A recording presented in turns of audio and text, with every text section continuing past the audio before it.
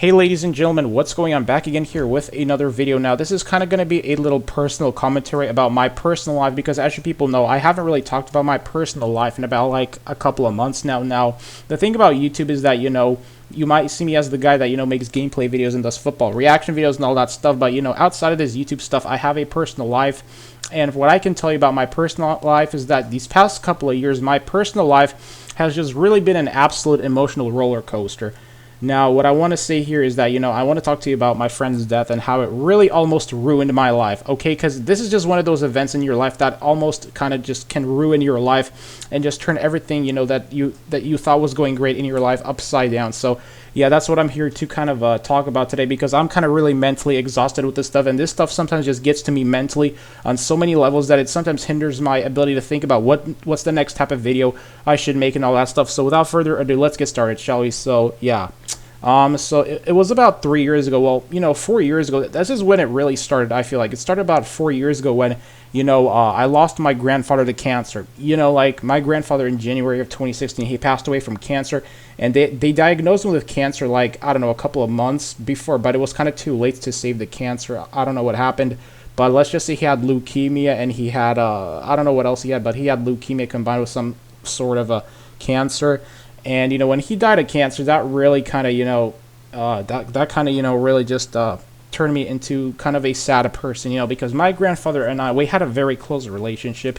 And when he died, I don't know what happened, but after my grandfather's death, it seems like that things kind of just took a turn for the worse, because as you people know, a year and a half later, in December 26, 2017, I got the most disturbing phone call of my life that my friend is in the hospital from, my friend's aunt, who, I had a very great relationship with, and I still do, I still have a great relationship with his aunt. I still sometimes visit her and all that stuff, because despite my friend's death, I still have a pretty great relationship with his family, because I was also very close with his family and all that stuff.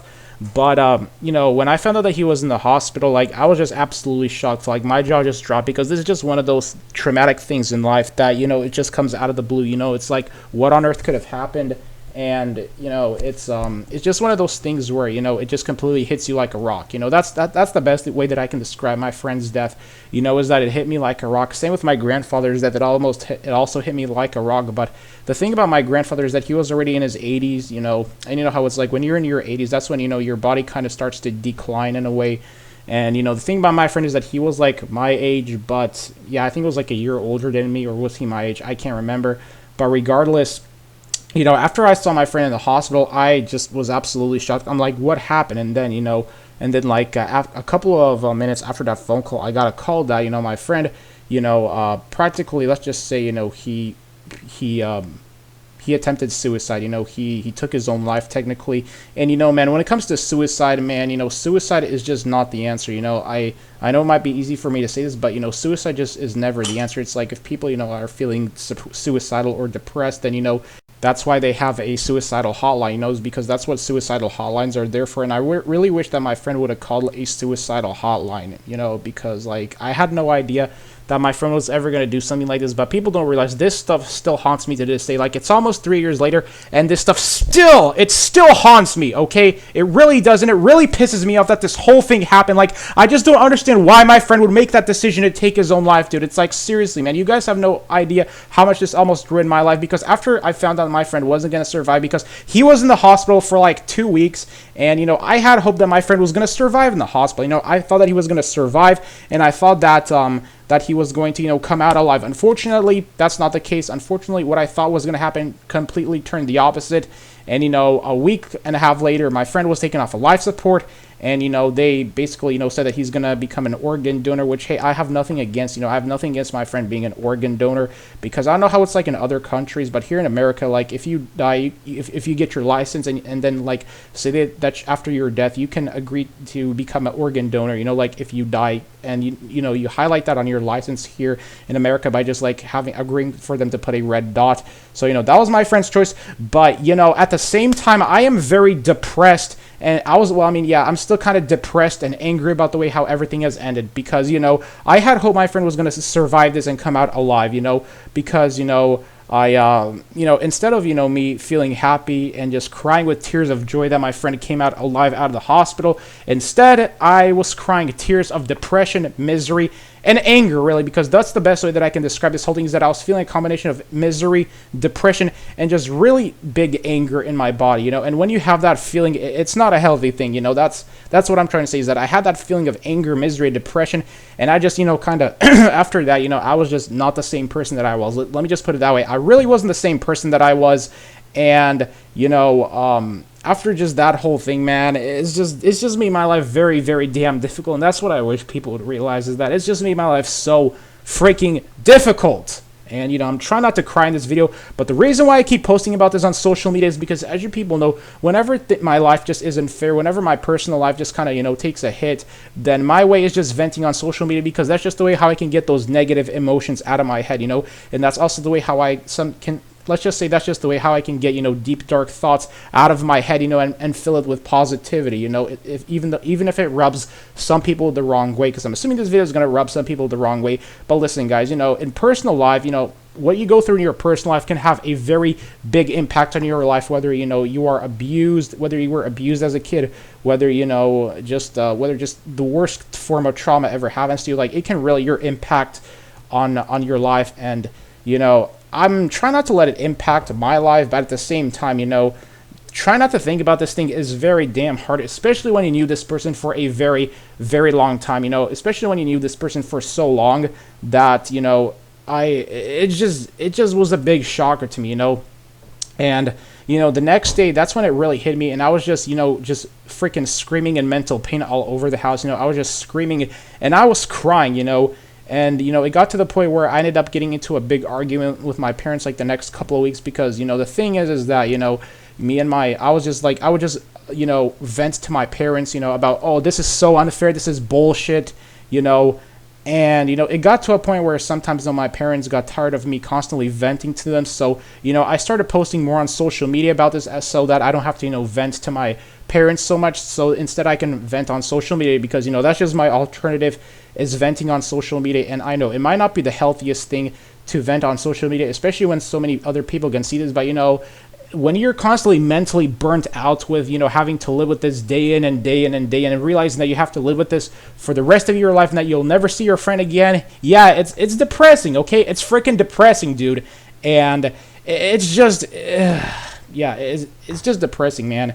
And it kind of just, you know, kind of brings negativity into your life, you know, because this is just that type of negativity in my life that I never thought I would ever have to almost experience, you know. That's what I'm trying to say in this video, is that I just feel like that I would never have to experience that type of negativity in my life, where or just that type of negative, and I mean not negative, but that type of trauma in my life, where, you know, I would have to say goodbye to my best friend, to one of my best friends, and then, you know, go to his funeral and all that stuff. And yeah, it just kind of put me in a point where I just didn't know what to do with my life, okay? And yes, I will admit it, guys, you know, there were some days, you know, where I started questioning my existence on this planet, because there were some days where I was like, what the hell am I doing here without my friend? You know, like, what's the whole point of life and all that stuff? You know, those were the thoughts that I had. And and I was also, you know, battling personal demons almost. That's what a lot of people don't realize, is that I was battling personal demons as well. And, you know, my way of just escaping reality, you know, and escaping with just the painful memory of my friends is by posting videos on YouTube. So that's what I kind of try to do, is just post more videos on YouTube and not think about this stuff. But even with my friends, that there are some times where, you know, I can't decide, like, what video I should post, you know, and then it just kind of starts getting to me mentally, you know, just because of my friends. That because I just know that if my friend was here, I would be a lot happier, you know, like, I would be a lot more positive in my life. That's the best way I can say, is that if my friend was here, I would be a lot more positive in my life. I would never ever think about this stuff. And, you know, life would just be normal for me. Because, you see, the thing is, normally, like, I don't know how many people, because I know that I'm not the only person that went through this, but, you know, normally stuff like this doesn't happen. And, you know, I feel like that my friend's death almost kind of deprived me of being able to live a normal life and just normally function as a human being. You know, that's the message that I'm trying to carry out here in this video, is that it kind of just, like, you know, I feel like it just almost deprived of me being able to live a normal life, because after that, my life just completely changed. You know, things were just way different. It was just the worst feeling ever. And people don't realize, normally in my life, you know, I never have my feelings hurt, but when it comes to stuff like this, dude, yeah, this stuff does hurt my feelings. It just does. It really hurts my feelings to see that my friend would make a decision like that, okay? Because normally, say for example that, sometimes like people write negative stuff on the comment section in my YouTube channel, that doesn't really bother me at all. Even if people were to make videos about me, that really doesn't bother me at all, because you see, this is the internet, and on the internet, people, let's just say that not everybody is going to be your best friend on the internet. Not everybody will like you, and that's perfectly normal, especially since, they don't know you and you don't know them, so they just judge you based off of what you post on the internet when they've never met you in real life. So it's like, yeah, whenever somebody posts a negative comment or even makes a negative video, I don't really pay attention to that. And whenever, like, I have people posting negative comments on my channel, I just delete those comments and move on in my life, because you see, that stuff doesn't hurt my feelings at all, because those are just people typing behind a screen or a tablet without, because most of the stuff that they say in the comment section, they would never say that stuff to you in real life. So yeah, it doesn't get to me. But you see, when it comes to real life stuff like this, yeah, it gets to me mentally, guys. It really gets to me mentally, because it's like, okay, here I am, 23 years old, and thinking that I would never have to go through losing one of my best friends to suicide. Unfortunately, the stack of cards that I was given in my life just presented a completely different freaking story. And I was also told to not be posting stuff about this, but listen, guys, I was told that I should just write about this in my in a diary, or just write this out. But you see, stuff like this doesn't really help me out. You see, me writing out about this, that's not the way how I handle with my emotions, because the way how I handle my emotions, whenever my life gets tough, is just by posting about it on social media. And let me explain to you why. Because you see, let me ask you a question, people. If you heard about a girl, post about on social media being raped, or just, a victim of domestic violence, would you say that to a girl who was a victim of domestic violence or rape or sexual assault? I mean, I'm pretty sure you would never say that to a girl. You have to understand why girls who are victims of domestic violence and rape post about their stories and go public with it on social media, is so that they can have their voice heard. So, like them, I want to have my voice heard too, because, like, I went through trauma, okay? And, me seeing my friend lie in a hospital bed with a brace around his neck, yeah, it was trauma for me. It was trauma.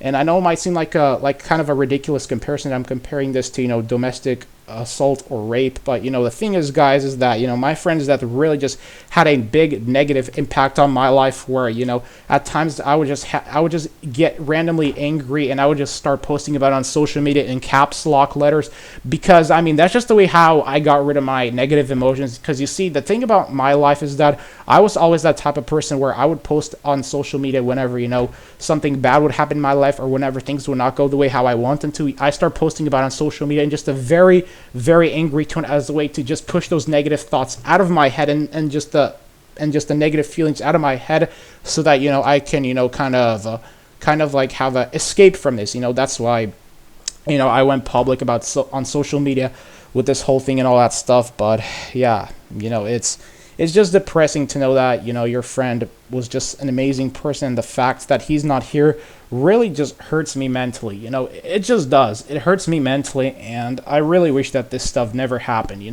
But since this stuff happened and it was so traumatic for me, that's why I'm just sharing my story on the internet.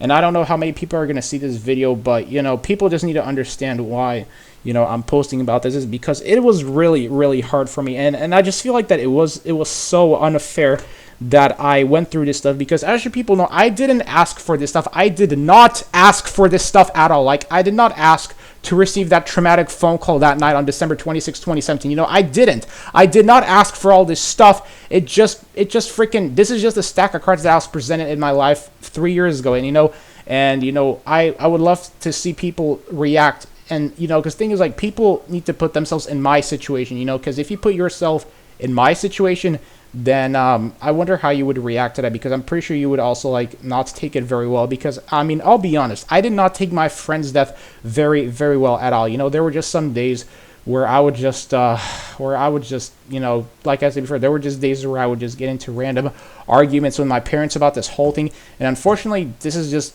just the results of you losing your best friend. And keep in mind, I have a very great relationship with my parents. I love them. But at the same time, we would sometimes have disagreements about why my friend did what he did. And, I had this obsession that I need to find out why my friend did this. So, yeah, I kept posting about it on social media, trying to look for answers because, as you guys know, after my friend's death, I feel like I just started having this weird obsession that I need to figure out why he did it, or else I'm gonna go crazy, like that. Those were just my initial, those are just my initial thoughts and feelings and inner emotions, so yeah, that's that. And I was told to go see a doctor and all that stuff, but truth is that doesn't help me at all because it's like I'm traumatized by this, okay? And it's really not fair that for you to judge me like this, just tell me to go see a doctor. It's like telling somebody who's dealing with trauma in their life just to go see a doctor doesn't help at all because it's like, first of all, doctors cost money, and second, that is just the worst advice you could ever give somebody. So it's like, unless you're an expert and dealing with trauma, then telling people just to go see a doctor is not the answer, really, okay? It just isn't. It really isn't. And because like in just a couple of weeks it's going to be my friend's birthday, because he was born in December too.